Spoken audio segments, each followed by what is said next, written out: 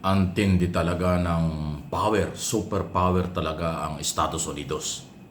Lalo na ngayon sa ilalim ni President Donald Trump. Abay, akalain nyo, itong tinuturing na diktador ng Venezuela, si President Maduro ba yun? Maduro? Ha? President Maduro inaresto ng militar ng Estados Unidos. Kung yung mga gunita, yung pagiging diktador nila ay dekada na rin.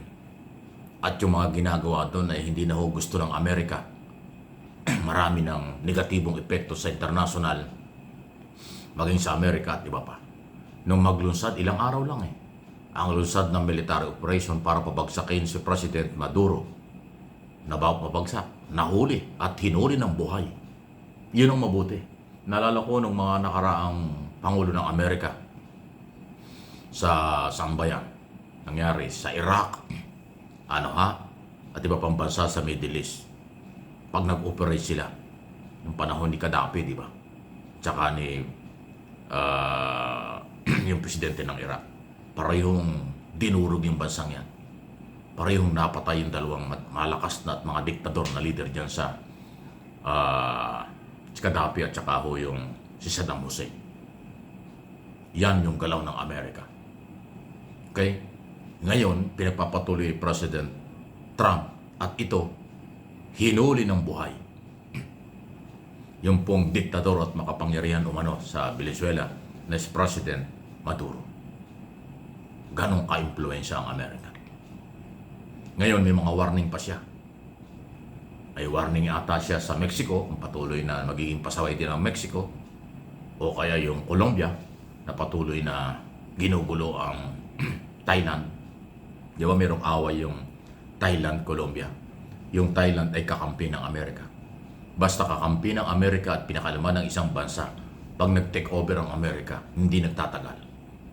Napapabagsak ang kalaban na itinuturing na kalaban ng mundo o kalaban ng Estados Unidos. So itong nangyaring ito kay President Maduro, tama ba? Maduro yata yung pangalan nun, ay magiging warning sa lahat ng mga bansa sa mundo na pag naging diktador at naging sobrang pang-aabuso sa taong bayan, sa kanyang mamamayan at nakialam ang Amerika, may paglalagyan. Mahuhuli at huhulihin, patay o buhay. Yan ang misyon ng Amerika. Matindi yung combination ng Defense Secretary ng Amerika ngayon. Kung tawagin Secretary of Department Secretary of War, di ba? Si Hensel, ganun ang galawan nila. Nagkaroon ng matinding military elite US forces. Nahuli na ang buhay sa gitna ng kaguluhan. Large scale strike, matindi pong mga bombing, military operation ang ginawa ng Amerika. Sabay yung raid kung saan nandoon yung presidente, nahuli na ng buhay. So, yan ang magiging warning.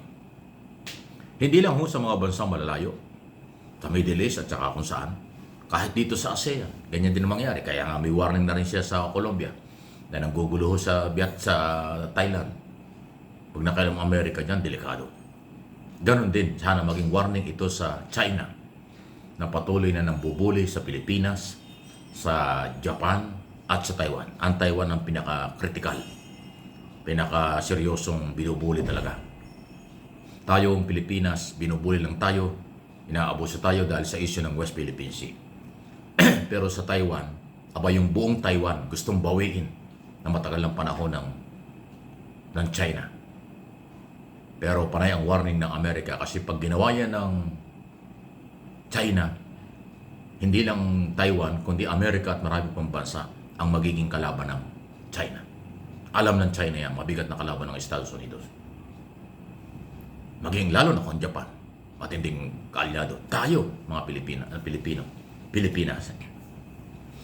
Sabi ko nga sa inyo, lahat ng bansang kaalyado ng Amerika pinagtatanggol sa panahon ng pangailangan. Yan ang kailang business at obligasyon bilang superpower.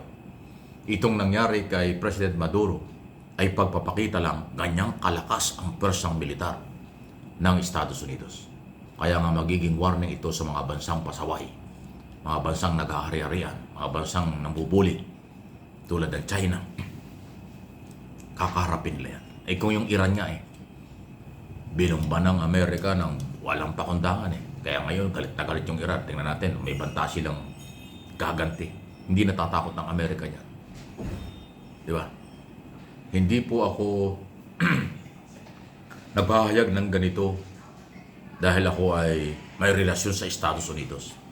Ipinapaliwanag ko lang ito dahil tayo mga Pilipino nakatutok sa international issue. Tayo mga Pilipino kahit sa mundo ay may kababayang Pilipino. Kaya maging maingat po kayo. Sa Taiwan, marami tayong Pilipino. Sa Japan, sa iba pang mga bansang mayroong tensyon, may problema, maraming Pilipino. Iyan naman ang purpose natin. Na oras na makialam ang Estados Unidos, oras na gumalaw ang Amerika sa isang bansa, kahit sino pang superpower yan, makapangyarihan, makikita ang resulta. Hindi sila nagbibiro.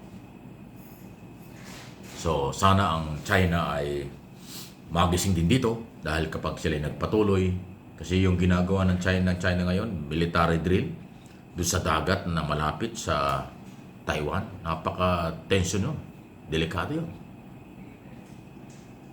At pagka kung nagkagaroon ng gulo dyan, dadadamay tayo. So aasa tayo at ang Amerika hindi magpapabaya. Bibigyan ng proteksyon ng Taiwan, ang Japan at ang Pilipinas sa oras na maging agresibo itong China ngayong taon 2026 o sa susunod na mga taon. Kahit sino maging Pangulo ng Estados Unidos, yung kanilang identity as superpower, malakas na military at bansa, pang-ekonomiya at depensa, opensiba ay mananatili yan. Ayan, no? Okay? Yung mga hindi naniniwala, siguro kulang kayo sa background o kaalaman. Ito ay aking sariling pag-aaral, pagsusuri, base sa record, sa lahat ng kaguluhan at pinakailaman nila at ipinagtanggol ng mga bansa. Nagkakaroon ng resultang positibo. Napapabagsak ang diktador na bansa na presidente saan man lugar sa buong mundo. Hindi ba nung isang araw yung Nigeria binumbari ng Amerika? Ganyan ang Amerika Pag may mga bansang sa tingin nila magiging pasaway at sakit ng ulo nila, bubumbahin ka agad nila yan kapag mayroong silang nakita na justify na dahilan na dapat nilang kontrolin. Ganong kagad. Ang China lang hindi at saka Russia kasi may influensya rin yan. Pero ano man po ang mangyari, hindi pa rin uubra yung mga yan sa Amerika. Sobrang high-tech ng Estados Unidos. Military facilities at teknolohiya at iba pa ng militar.